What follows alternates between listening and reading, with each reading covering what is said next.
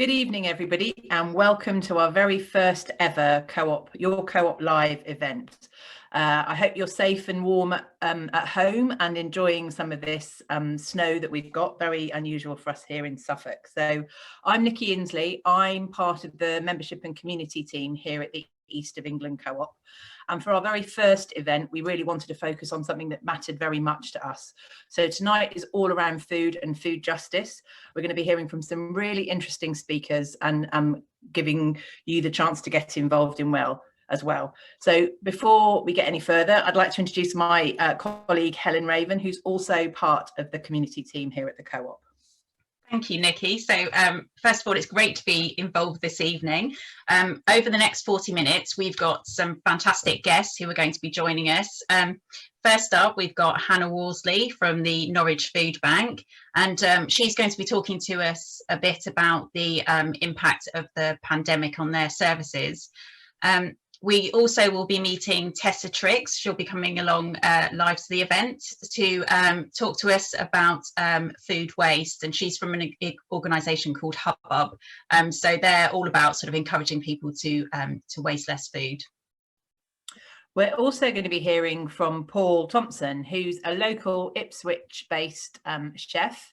He's going to be doing some cook-along recipes, a couple of really delicious options that are quick, easy, budget and family-friendly. So we're looking forward to talking to Paul. And our final guest of the evening is Wayne Setford, who is the founder of an Essex-based organisation called Together We Grow. And he and his group have all been mobilising their communities to grow their own fruit and veg and also bring that sense of community together. So some really, really interesting guests that will be joining us tonight. This is very much an interactive event. We want you to be part of this. We can't see you, but we definitely want to be able to hear your questions and hear what you think about things. So throughout tonight's event, there's going to be a number of polls where we ask you what you think about something. So you'll see them on the right-hand side of the screen. And there's also an option to ask questions. So if you've got any burning questions already, please put them in and you can ask them of our guests as we go along. We'll do our best to get to as many of them as possible tonight. And anything we don't get to tonight, we'll try and answer on our internet web pages tomorrow. So without further ado, Helen, on with the show. Thank you. So as Nikki mentioned, food justice is something that's really important to us here at the East of England Co-op, and it's really why the cooperative movement was started, to give people access to quality, healthy, nutritious food. Over the past year, the issue of food poverty has been raised significantly, and you've probably seen the work of Marcus Rashford and the Child Food Poverty Task Force. At the East of England Co-op, we've worked with our supported food banks, and when I say supported, they're the food banks that we collect for in our stores across the region. And what we've been doing over the past year is raising funds for those food banks, but also trying to increase the amount of food that's donated to really try and help with that significant rise in demand on their services. We've also donated over £100,000 to local groups and good causes who have been trying to help people to get access to food. And we've also enhanced the value of Healthy Start vouchers in our food stores. So, right, it's over to you now. We want to know, you, our members and our customers, we know already that you're a really generous bunch. We've seen that through the increase in donations for food banks over the summer. But we'd like to know if you have ever donated time, money, products to food banks, or that's something that you've never done. So, wow. Okay, you've already voted already. That's fantastic. And I can see it's a massive result for yes, I've donated products. So thank you so much for that. It really, I mean, it's fantastic, and it does mean a lot to those food banks that we support. So now we're going to see a video of Hannah Worsley, based at the Norwich Food Bank, just talking to us a bit about what the food bank does and what kind of services they provide. The impact of COVID-19 on Norwich Food Bank has been massive. We've had to change lots of different things. We've lost lots of volunteers. We've gained lots of new ones. So this last year has been a really big challenge to us as a charity. The biggest difference for us has been how we've given people the food. People used to come and collect from 10 distribution centres around our patch of Norwich and the surrounding area, but now we're delivering direct to people's houses using volunteer drivers, and that wasn't something we did before. And we've seen a 20% increase in people needing our service, so it really has had a big impact on us. People are referred to the food bank for all sorts of reasons. It might be to do with benefits or work or ill health, housing, lots and lots of different issues. And during the pandemic, we've seen people referred for different reasons. So it might be they've been in work full-time or part-time and now they're furloughed. They might have lost their job altogether and have nowhere else to turn to, and that family income has suddenly reduced. So we're really grateful for the support we've had in order to supply food to those people who've turned to us for the very first time. As part of the Trussell Trust model, we have a nutritionally balanced picking list that we use to pack each parcel with. It's all long life ambient items, so we give enough food for 3 or 4 days, so enough meals for those days, including drinks and snacks, things like cereal, fruit juice, long life milk, tinned meat, pasta, all those sorts of things, the staple things we need. But we also like to include treats as well, so chocolate and other little bits and bobs to just help make that meal a bit nicer and a bit brighter. We're very keen to ensure that people get advice and support as well as the food. For us, the food is the priority, and it might be for the person as well, but there's lots of underlying issues, so we want to make sure that they get that support to make sure they don't need us again in a good way. We're really pleased to work with lots of different agencies like Citizens Advice, councils, shelter, domestic violence places as well, to make sure people get the support that they need. One of the things that we've been able to do is employ our own citizens advice worker, so we can refer people in immediately for advice, and it's great to know that they can get support really quickly. So thinking ahead into the future, we don't know what that's going to hold, but we've been now operating for 10 years and unfortunately we don't think the need is going to go away anytime soon. However, we join with the Trussell Trust in wanting to see an end for the need for food banks, not just the end for food banks, but people being in need, people being in poverty, and that's something we're very keen to work on in the next year at least, looking at their Pathfinder project with Trussell Trust and seeing what else can we do for people, which means they don't need to come to our doors in the first place. The community can help us in lots of different ways, and it's always a good idea to look up your local food bank because they'll all have different needs. Right now our need is long life fruit juice and size 6 and 7 nappies, but that will change week by week, and for lots of food banks they'll have completely different needs. So please do look up your local Trussell Trust food bank and see what they might need help with. There's also lots of opportunities to volunteer with food banks, particularly now, but again into the future. So please do look them up and see what you might be able to do to help.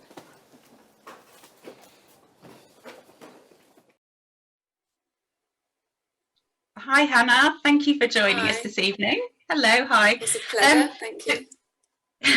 I just wanted to ask, obviously you spoke in the video about the number of people coming to the service and also sort of how they're coming to you and why. But I just wondered if you could just talk a bit through about how people are actually referred to the food bank to begin with. Yeah, so it's very easy, isn't it, to use lots of jargon and terminology. So I know I talked about referred and referral agencies, and what that means for us is we follow the Trussell Trust model of making sure that while we're giving the food, we want people to receive the support and help so that they don't need to come back. So lots of our agencies have expertise in very specific areas, so like shelter with housing, domestic violence charities, mental health charities, addiction charities, and organisations like the councils and those sorts of places. As well as Citizens Advice, who I mentioned, who are a bit more generalist. So people can ring up and say, I need help with XYZ, and then they can help at the same time referring them into our service for that emergency food, which might be the initial thing they need, but there's lots of background things going on as well. Okay, and you mentioned there that it's about sort of emergency need. How long does someone use the food bank service for?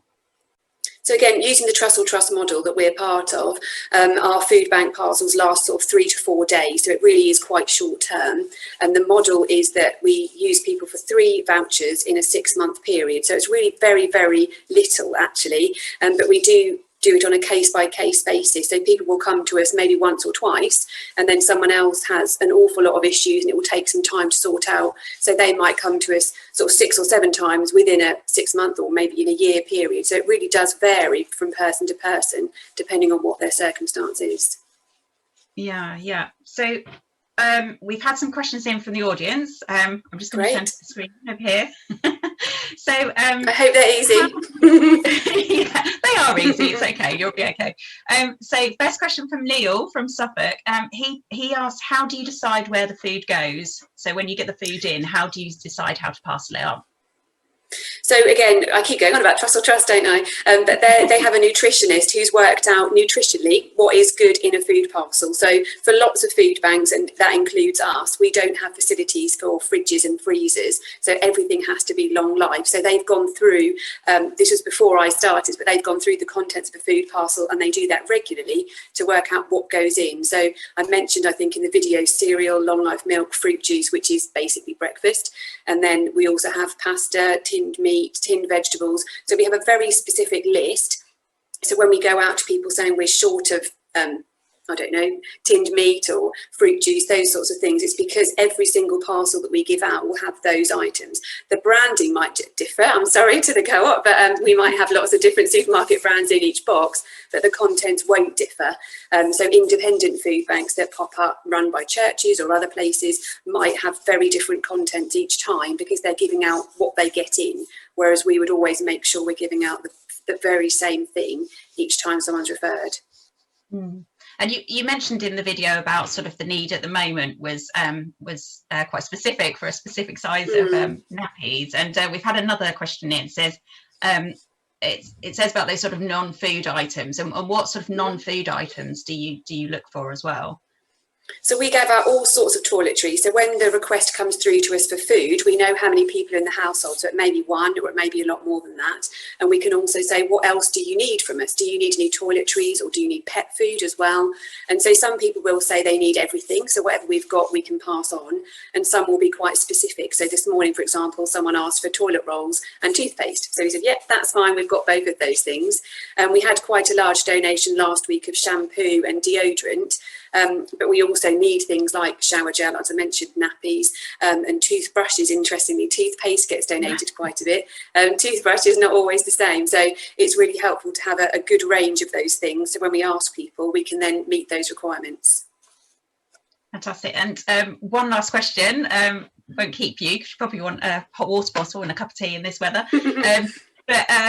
Just obviously it's really important that you have volunteers. I mean, they're the sort of mainstay of a food bank, but how can someone volunteer at your food bank? What's the kind of process? How do they come along to you and get involved?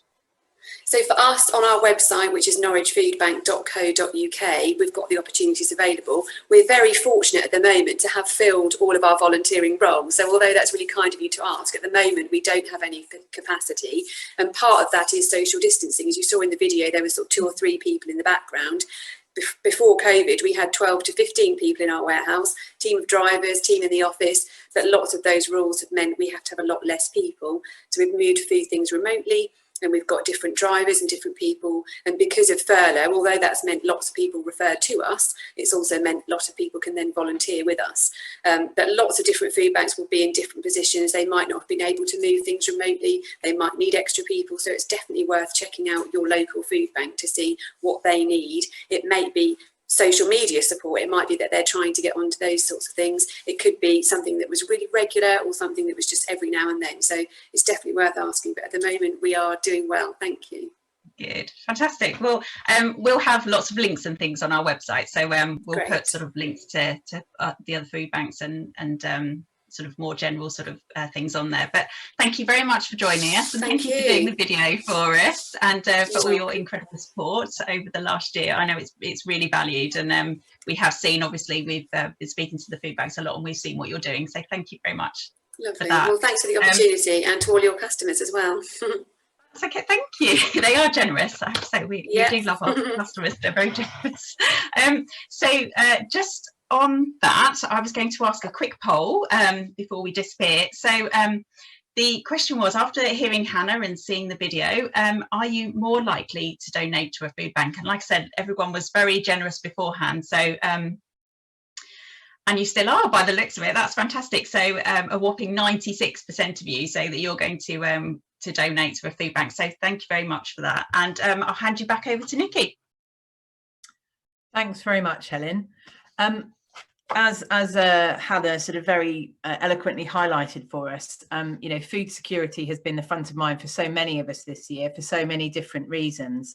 And many of the groups that we work with have been facing directly into some of these challenges, whether that's around supply of food to those vulnerable people, or also how we reduce food waste and waste less of what we're actually buying. Our second guest this evening is going to be Tessa Trix from Hubbub, who, along with the Suffolk Waste Partnership and the Norfolk Council, run the Food Savvy Partnership, which is all about working to reduce food waste in our region.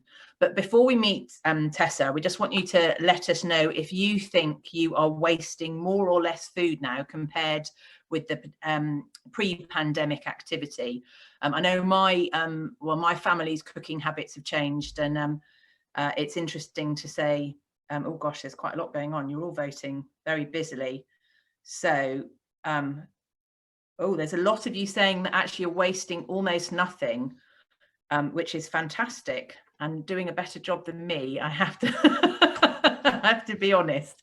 But yes, so 40% more or less say that they're wasting almost nothing, but then there's still 30% of you that say you're still wasting quite a lot. So it seems like a really good time to have a chat with Tessa, who can tell us all about this stuff. But before that, yes, hello, Tessa. Welcome. Thank you for joining us. Could you tell us a little bit more about Hubbub, your organisation, and what you and the Food Savvy Partnership are doing? Yeah, of course. So I'm a creative partner in environmental charity Hubbub, and our mission is a world where everyone's an environmentalist, whether they realise it or not. So in a nutshell, we design campaigns to inspire ways of living that are good for the environment. So we focus on people's day-to-day lives and things that are really relevant to them, such as food, fashion, homes and neighbourhoods. And we help people to take quite practical action. So in 2018, as you said, we joined forces with Norfolk and Suffolk councils to cut food waste, because shockingly the average household in the region wastes £720 per year. But that was pre-pandemic. It sounds like many people here have saved themselves a bunch this year, so that's good news. Encouraging, isn't it? A silver lining. People doing that. So what do you think are the main barriers that are preventing people from wasting, or you know, making people waste so much food, and what do you think about the pandemic that's changed some of that behaviour? Oh, good questions. So I think with the Food Savvy campaign, it's very much about addressing underlying behaviours which do lead to waste, while being mindful that actually different lifestyles, incomes, living situations affect that hugely. So for example, you won't be surprised to know that households with children waste more because everyone has a very busy schedule. There's fussy eating, portioning for small people is tricky. But the pandemic's shifted behaviours radically, as the audience has shown. And so we undertook some polling at the beginning of April. And I think COVID really gave us a taste of the changes that could be made, but also, I guess, in the context of today's discussion around food justice, our survey flagged some kind of key issues around access to food, which has really kind of snowballed throughout the year. So we found that 57% of people were valuing food more. And this was largely because it was the first time that they'd faced food scarcity, or, you know, staple items not being in the shops. And for this reason, at the beginning of the pandemic, half of people said that they were wasting less food, and 45% of people back then were worried about the cost of food, and clearly that's risen massively since then. So I think the pandemic's given some urgency to some vital conversations at a national level, but also led to a reappraisal of our food habits at a household level, which is quite interesting, I think. Yeah, and I suppose real sort of personal and individual focus, isn't it, on what you can control, which I suppose is what your kind of environmentalist, even if you don't know it, ambition, which is fantastic. We've had a couple of questions in here. So does Food Savvy and your partners plan on running another campaign? Is the work that you're doing ongoing? Absolutely, yeah, and there's lots of ways that everyone can get involved this year. So we've got a roster of campaigns coming up, but two that are in the pipeline. One, actually, we'll be launching a campaign. There'll be a celebration actually of the new food habits that have developed during lockdown, so very topical for today's conversation. So if you've got a silver lining to share, maybe cooking with kids more, or cutting your food waste or eating more healthily, then we'd love to hear from you. The email would be campaigns@hubbub.org.uk. Maybe I'll see if I can pop it in the chat later. And then I guess a personal favourite for me will be setting up 2 food waste-free streets in the region. So if you think that maybe you could corral your neighbours to take on the food waste fight, with some good prizes to be won, as well as doing good for the planet, then again, do drop us a note. And you can find out much more about the campaign, and there's lots of tips for making your food go further at foodsavvy.org.uk. Fantastic. And we'll share your web address on our website as well, and maybe put some of the links and ideas that you've just shared with us as well, so that people can find everything in one place. That sounds really exciting and an amazing challenge for getting a whole street to go sort of zero waste. That's fantastic. There's another question here. So what can people like me, I could do with the advice, do to reduce the amount of food that we waste? Is there kind of 1 or 2 things that are sort of really easy, simple things to do? Yeah, there's a few simple things. Obviously, planning your meals, shopping with a list is really key. Making sure that your fridge is set to the right temperature is a big thing that a lot of people don't know. So it should be between 2 and 5 degrees, and it's very confusing because all of our fridges have labels of their setting that doesn't correlate to the temperature. So getting a fridge thermometer is really worthwhile. That'll make your food last longer. And I think knowing the difference between best before and use by dates, and that's something that younger people tend to struggle with. So a best before date is still perfectly good to eat. After that point, it just means that its quality or texture may have changed, whereas the use by date relates to food safety. That's wonderful, really useful. Thank you so much, Tessa, for those really handy tips. And I will be going and buying a fridge thermometer. My husband will be delighted that I'm buying a lot more again. And we'll sign you up for the food waste street as well, Nikki. Thanks so much for having me. Yeah, that'd be interesting. Thank you so much. Thank you. So thanks again, Tessa, for your great tips there and some more information about the Food Savvy partnerships. Moving on now, we are really keen to understand. So we talked a little bit about how sort of more vulnerable people have been impacted. We've talked a little bit about how the changes in how people are using their food has changed, but we really want to know how your shopping habits have changed. You know, you guys are all our customers. You're using our shops day in, day out, and we'll have seen those our frontline workers really going that extra mile, and we've been astonished by the effort that those guys have been putting in on the front line, and really heartened by some of the really positive feedback that we've been getting. So we want to know how your habits have changed during lockdown. You know, have you moved online? Are you shopping, you know, little and often as a way of sort of getting your daily exercise, or are you sticking to one big shop, or has it pretty much stayed the same? Or are you using the kind of food delivery apps like Snappy Shopper or Deliveroo and that sort of thing? So let's see. So it seems that most of you have started to shop online more. That's a whopping 60% of you. Moved up to 63% of you are now shopping online, and 32% of you are still doing one big shop. So that's really interesting. That's wonderful. Thank you. Right, now we're going to go over to talk to Helen. So all the food that you bought in your online shopping or from your Deliveroo or Snappy Shopper delivery, we're going to talk to Helen and Paul Thompson about some delicious budget-friendly food. Thanks, Nikki. So yes, thinking more about what we eat and what we're spending on shopping, we challenged local chef Paul Thompson from Paul Thompson Events to come up with 2 nutritious, healthy meals on a budget.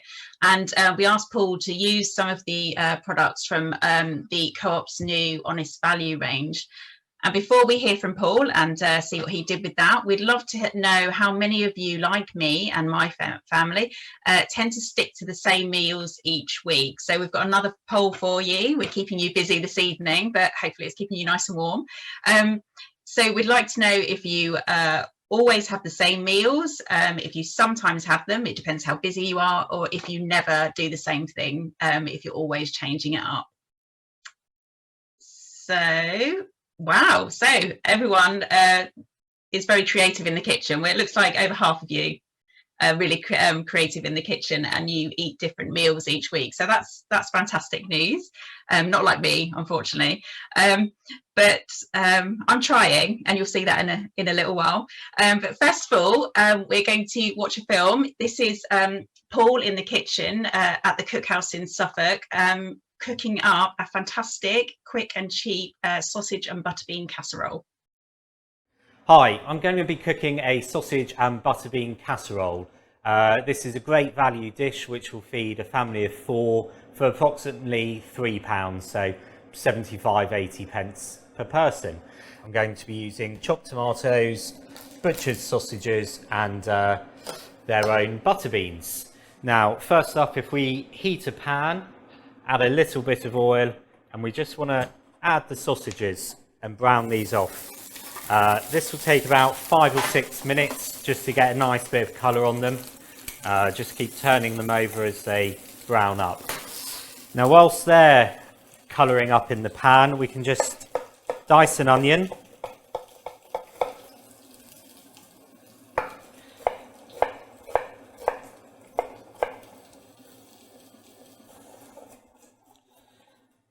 And what we'll do, once these sausages have got some colour, we'll just we'll add the onion and the garlic to the pan to soften off nicely. Great. Okay, so now that the sausages have got some nice colour, we're just going to add the chopped onion to the pan, along with the chopped garlic. To that, I'm going to add a teaspoon of mixed herbs. And we'll just let the onions and garlic soften for a couple of minutes. Once they've softened, we'll add some chicken stock that I've pre-made up, just using a bought stock cube with 400 ml of boiling water. We'll add the tin of chopped tomatoes. This is a 400-gram tin. And 2 tins of butter beans that I've just drained. Once this comes back up to the boil, we'll add it to an oven-proof dish and pop it in the oven for 20 minutes to cook. So whilst the sausage casserole is in the oven, we can just prepare some bread. This is using a yellow label sourdough bought from the Co-op basket for about 10 pence. We'll just drizzle it with a little bit of oil and just rub a clove of garlic over it. And then we can bake this in the oven to serve alongside the casserole.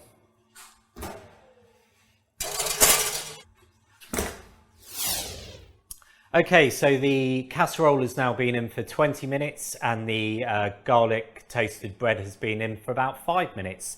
So we're ready to dish up.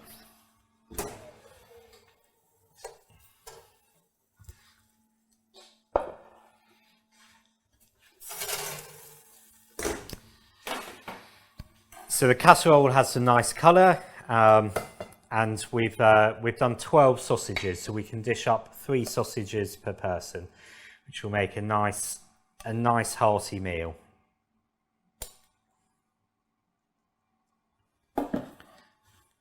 Clear that up, and then the garlic ciabatta can just go on the side.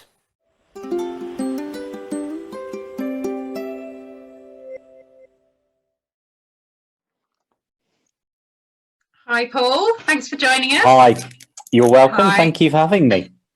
Thank you. So I'm going to start with a confession first. I put my hands up and say that I'm not a cook, and the less time I spend in the kitchen, the better for me and for my family, because I tend to burn everything. But I did try this at the weekend. This is me actually cooking. Mum, this is proof. Amazing. I did spend time in the kitchen, and that's before, and we should have an after as well, hopefully. Look There we at go. that. Clean Empty plates. plate. Empty That's all you plates. need. Exactly. So it was really, really delicious and really, really easy. So thank you very much. My daughter said, Great. yum, yum, yum, double thumbs up afterwards. So Brilliant. there you go. I'm now a cook. Thank you. So if someone didn't have sort of sausages in the fridge or butter beans in the cupboard, what sort of else could they do with that? Is there anything else they could change things up? Yes, I mean, bacon would work well. Some diced bacon. I know you get the supermarkets do the packs of lardons, or some diced chorizo, or something similar. Or even if you've got some leftover roast pork, would be great. And similarly, you know, for vegetarians, a corn or a tofu-based sausage product would work really well too. And any sort of beans, really, the sort of dried beans, like a chickpea or a haricot bean or a cannellini bean, something like that would work really well. Okay, so I'm back in the kitchen then this weekend. That's what you're saying. It, yeah, mixing things up. Yeah. So okay, that's the casserole. So now we're going to move on to your second dish, which was a Moroccan lentil tagine. Yes. Right, so I'm going to be cooking a Moroccan lentil and chickpea tagine using value co-op ingredients. This dish will cost about £1.50. So we're going to start off heating a pan with a little bit of oil in it, and then we're just going to take a red onion and just roughly chop this into sort of centimetre, ½ inch dice. And we'll add that to the pan and just let that slowly soften. Now, whilst that's in the pan softening, we're going to take our red pepper, and again, we're just going to dice that very roughly in sort of ½ centimetre chunks, nice and rustic and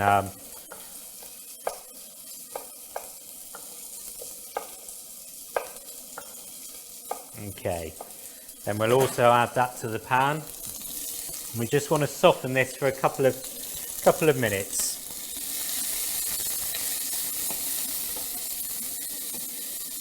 And once that's softened, we're going to add our chopped garlic. There's 3 cloves of garlic going in here. We'll let that soften for a minute, and then we'll add in a couple of teaspoons of ground cumin, a couple of teaspoons of smoked paprika, and a good teaspoon of mixed herbs. We'll coat the onion, peppers and garlic with the spices, and then we'll add in our lentils. These are red lentils, and we'll also add in our vegetable stock. Again, this is just a vegetable stock cube made up with 400 mils of boiling water. Okay, so what we want to do is just let this cook. It'll take about 10 minutes to simmer nice and gently and let the lentils soften. Now, whilst the lentils are softening, we're going to just chop our courgette. So we'll just take the top and the bottom off, and again, similar to the red pepper and the onion, just want this roughly chopped into sort of ½ inch cubes. Okay, so now the lentils have been cooking for about 10 minutes. We're just going to add the chopped courgettes and just give those a minute to start to soften. Then we're going to add in our tin of drained chickpeas. This is a 400-gram tin, and also a tin of chopped tomatoes.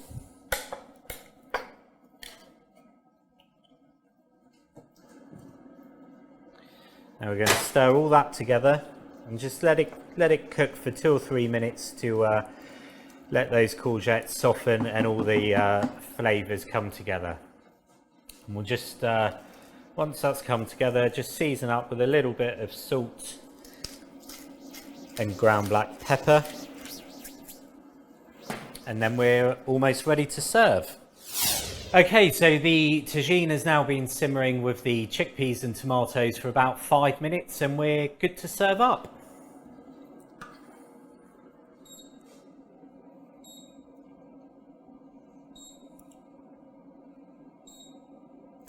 Now I'm just going to serve this with a bit of, again, sourdough that I've just popped in the toaster. This is a really quick and simple meal if you're short on time, and should only take 20-30 minutes max to cook from start to finish.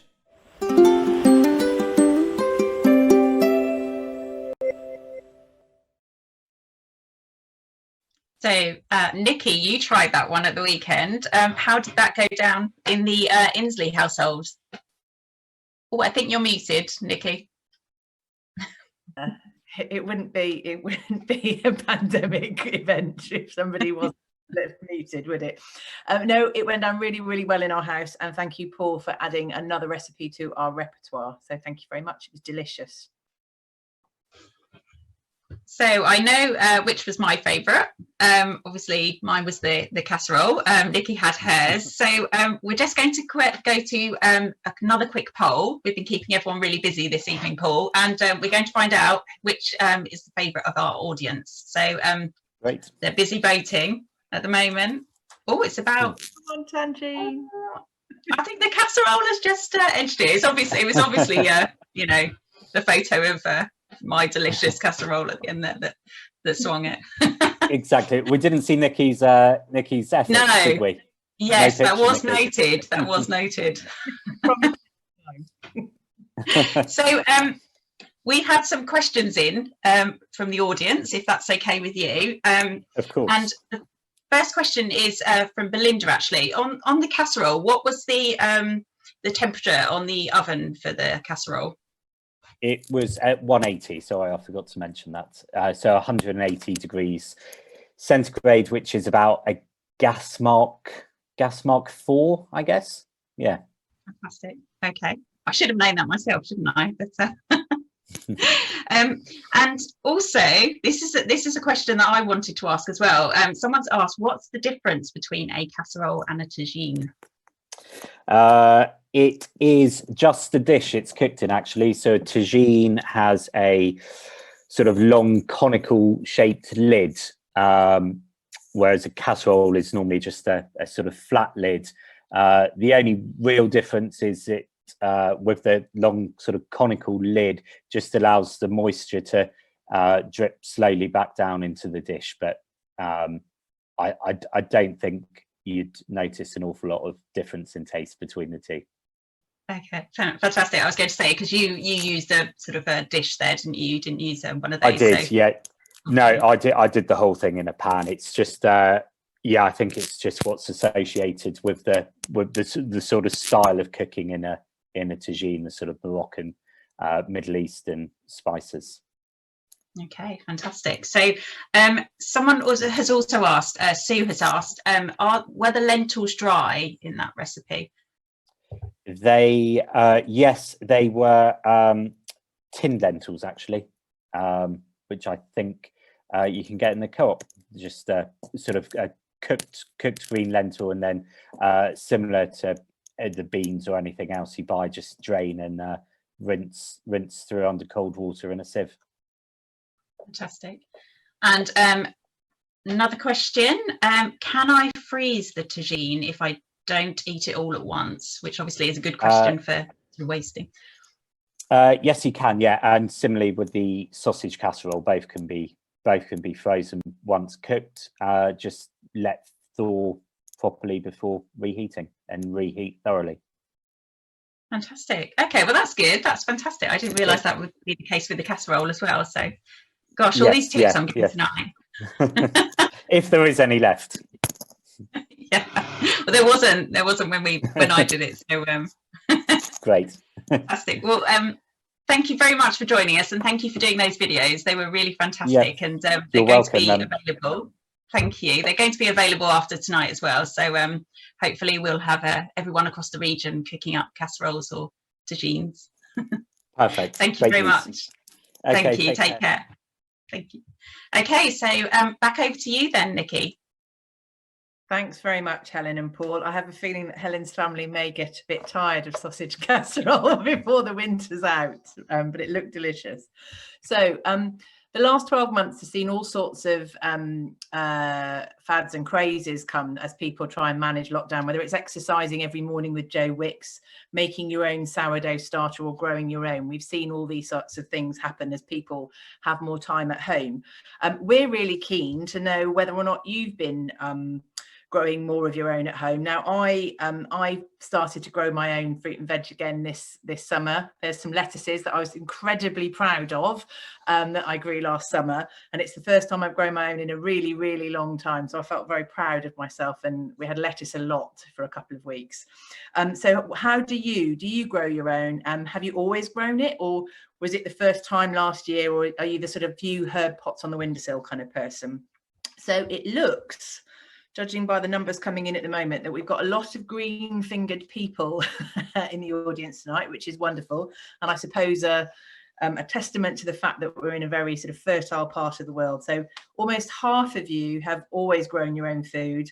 And then there's a good sort of quarter of you that are more pots on the windowsill kinds of people. So very interesting. And a really nice number of you, about 15% of you, grew your own for the first time last year, which is fantastic, and hopefully found it as satisfying as me. Right, we're now going to see a film from an organisation called Together We Grow. So this is an Essex-based organisation, and Wayne Setford is going to be joining us after the film. And here we go. Let's have a look at the film.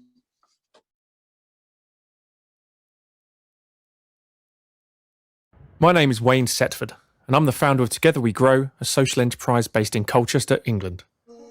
In February 2020, we partnered with Refugee Action Colchester and filmed a short video outlining a project called Together We Grow at Home, encouraging people to start growing their own produce at home and take advantage of the powerful benefits to well-being this can bring. Right now, this quince is just producing its blossom. By the time this quince is producing full fruit in September, I will no longer be alone here on site.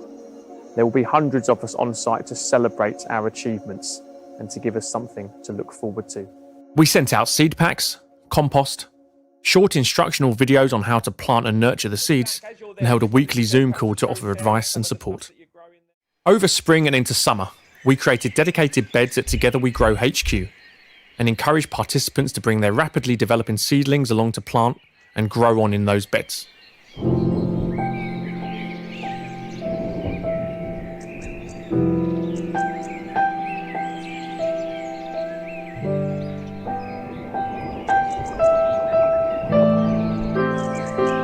In mid-September, we held a socially distanced gathering at Together We Grow HQ, a wonderful celebration of produce and community.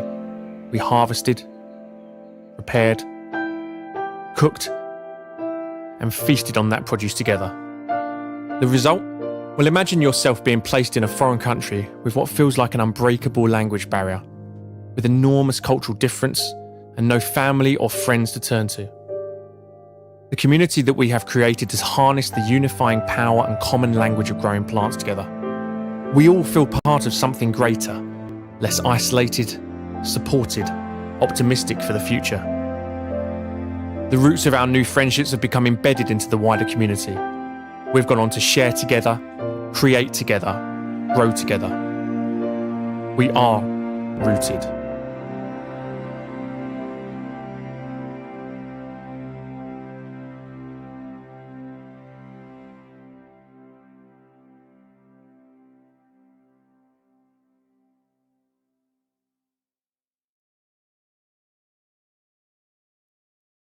Wayne, and welcome to Your Co-op Live. Thank you for joining us. Thank you for having me. Yeah, no, you're welcome. It was a really, really inspiring film, and it must have been an enormous fun to be part of. It's snowing outside. What have you been up to since September? I mean, we're a very busy and diverse organisation, and that was one of the projects that we were working on. It was, as you see, a direct, response to COVID and working with some of the most disadvantaged in our communities and those people that we felt were going to need a bit of a helping hand, particularly with the refugee community. Sort of double and triple isolations, really, of being isolated anyway through language, through culture, and then obviously, like us all, being locked down. So we worked up very directly with Refugee Action Colchester Colchester, a local organisation. But it wasn't just them, it was a number of different organisations. We work with schools, we have a lot of contact with schools. We teach weekly in schools in our outdoor vegetable gardens, edible gardens. So we were working with some of the kids that we thought would benefit, again, greatly during that lockdown period, particularly kids that were living in flats or apartments, didn't have outdoor spaces. And we work with emergency housing provider as well, again for exactly the same reason. People that we felt were going to be in difficulty would benefit from this. And the work that Together We Grow do is it's first people, and it's, well, I shouldn't say this for one, but it's second food. First people, second food. Well, that's it's the start, isn't it? That's the thing. Yeah. And it can bring together, isn't it? So one feeds the other, as it were, literally and figuratively. Yes. So we've got a few questions from the audience, if that's all right. We've got I've just started to grow my own. What's the easiest thing to grow at home? Oh, it's a complex question, isn't it? I could give so many different answers. I don't know. I'll complicate this answer. I want to know more from this individual. What's the easiest thing to grow at home? It depends what space you've got. It depends. Like you, if you've got a couple of grow bags and you have delightful lettuces, I have to say, then yeah, I mean, lettuces. I think grow things that are expensive. Grow things are expensive. Bagged lettuces and bagged salads are way expensive per kilogram. You're probably talking 20 pounds a kilogram. We just don't think about it. So please grow something that's expensive, that tastes better when you grow it yourself. So salads, because they're freshly picked. And something you're going to use. Yeah, I think a lot of us make that mistake of being quite excited by our growing, but and growing something that no one in the family actually likes. So grow something you're going to use. That can be the trouble, can't it? So we've got someone here as well that said, is there anything they can start growing now? Now, I'm keen to get out in the garden, but I'm not that keen. When the snow's gone, what should we be looking to plant now?